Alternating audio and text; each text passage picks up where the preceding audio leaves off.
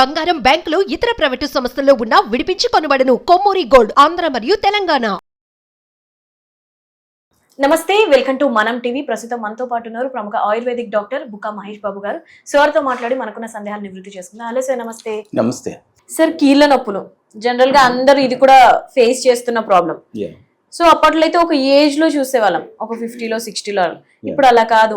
Even చిన్నపిల్లలు బయట ఆడేసి వచ్చినా కానీ కాళ్ళ నొప్పులు, కీళ్ళ నొప్పులు అంటున్నారు. అయితే ఎలాంటి జాగ్రత్తలు తీసుకోవాలంటారు సార్ ఇది రాకుండా? అలాగే వచ్చిన తర్వాత కూడా ఆయుర్వేదంలో ఎలాంటి మెడిసిన్ ఉంది అంటారు? ఇంట్లో ఏదైనా చిట్కాలు ఉంటే చెప్పండి. ఇప్పుడు వాస్తవానికి ఏంటంటే నొప్పులు అనేటటువంటిది ఒక డే టు డే అందరు ఎదుర్కొనే ఒక ప్రధానమైనటువంటి సమస్య. సో ఇక్కడ ఏంటి అంటే నొప్పులు రావడానికి అనేకానేక కారణాలు ఉన్నాయి. సో వాస్తవం చెప్పాలంటే ఈ రోజుల్లో చిన్నపిల్లల నుంచి పెద్దవాళ్ళ దాకా అందరూ ఎదుర్కొనే సమస్య అంటే విటమిన్ డి సమస్య.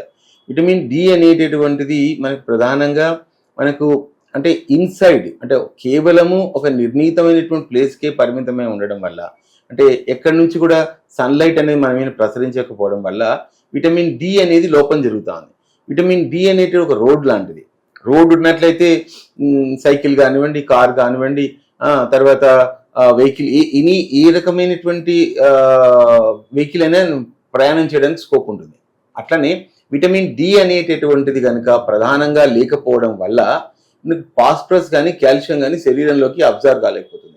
దానివల్ల బోన్స్లో ఉండేటటువంటి మినరల్ డెన్సిటీ అనేటటువంటిది వాటిల్లో తేడాలు వచ్చేసి ఈ కీళ్ళల్లో వచ్చేటటువంటి అరుగుదల, ప్రధానంగా ఆస్టియోపీనియా కానీ ఆస్టియోపోరోసిస్ కానీ ఈ రకమైన ఎముకల్లో జరిగేటటువంటి రకరకాలైనటువంటి అరుగుదల అనేది మొదలవుతుంది అన్నట్లు.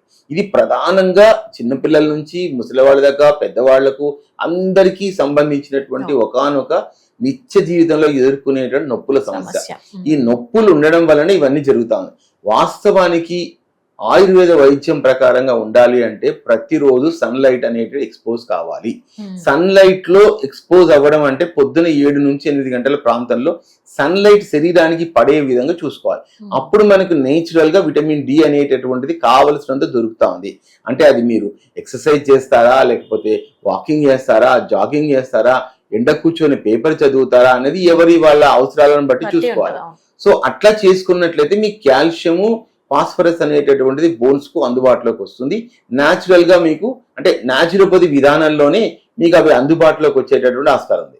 సో ఇంకా మనం బోన్ ను బాగా దిట్టంగా బలంగా ఆస్టియోపోరోసిస్ ఎముకల్లో అరుగుదలను తగ్గించుకోవడానికి ముఖ్యంగా ఆయుర్వేదంలో ఏంటంటే నల్లేరు, క్వాడ్రాంగులారిస్ అంటారు అన్నట్లు, అవి చాలా అద్భుతంగా పనిచేస్తాయి అన్నట్లు. ఎముకల్లో జరిగేటటువంటి రకరకాలైనటువంటి అరుగుదలను, మనకి ఏదైతే కీళ్ళల్లో పోయేటటువంటి గుజ్జును, వీటన్నిటిని కూడా తిరిగి తెప్పించేటటువంటి ఒకనొక అద్భుతమైనటువంటి ఔషధము.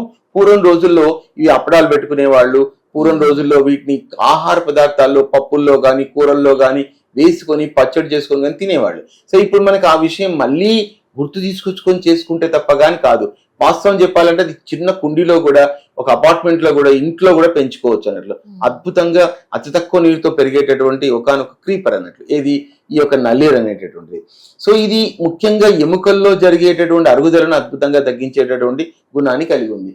కాబట్టి మనం ముఖ్యంగా ఏమిటి అంటే ఈ కీళ్ళల్లో అరుగుదల రావడానికి ప్రధానంగా విటమిన్ డి లోపాలు, తర్వాత కాల్షియం, ఫాస్ఫరస్ లోపాలు అవి తిరిగి శరీరంలోకి అబ్జర్వ్ కాలేకపోవడం వలన ఈ నొప్పులు వస్తాయి. మరి నొప్పులు ఇంకా ఏ రకాలుగా వస్తాయి అంటే ముఖ్యంగా చెప్పాలంటే rheumatoid arthritis, multiple connective tissue disorders, common arthritis, infection వల్ల వచ్చేటటువంటి ఆర్థరైటిస్, నడుము నొప్పులు, మోకాల నొప్పులు, కీళ్ళ నొప్పులు, ఇట్లా రకరకాలైనటువంటి నొప్పులు ఈ రోజు కనిపిస్తా ఉన్నాయి. అంటే మిగతా నొప్పులకు ఇతరత్ర కారణాలు ఏముంటాయి అంటే ముఖ్యంగా మినరల్ కంపోజిషన్ లేకపోవడం, జింక్ లోపాలు కనిపించడము, బి కాంప్లెక్స్ లోపాలు కనిపించడము, ఇట్లాంటి ఇంకా రకరకాలైన విస్తృతమైనటువంటి ఏరియాస్ లో కూడా ఆయుర్వేదం తీసుకుపోగలదు. అంటే ఎలాగా అంటే మనకు శతావరి ఉంది.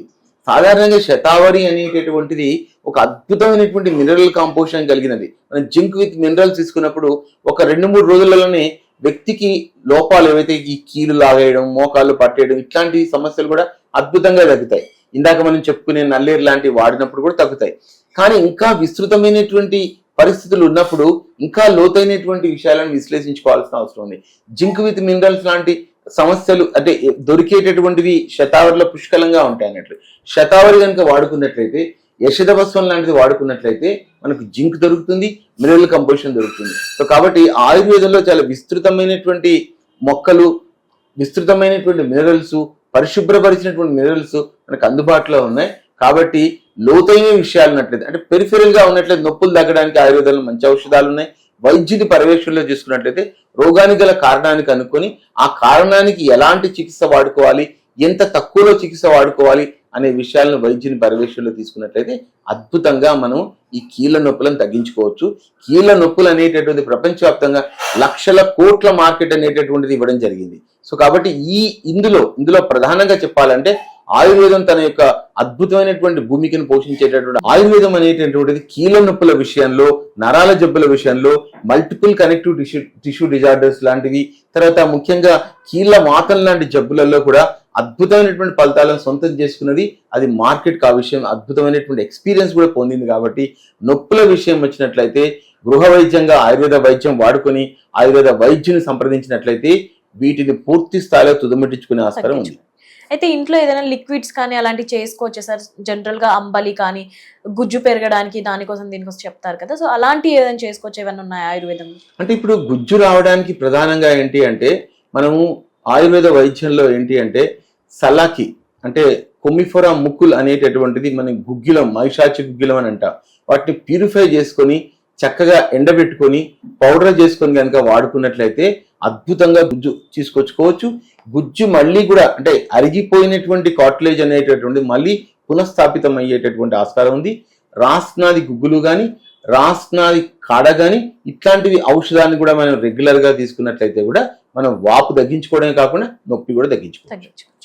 అలాగే ఆయుర్వేదంలో మెడిసిన్స్ కూడా అవైలబుల్, అద్భుతమైనటువంటి ఔషధాలు ఉన్నాయి. Right sir, thank you.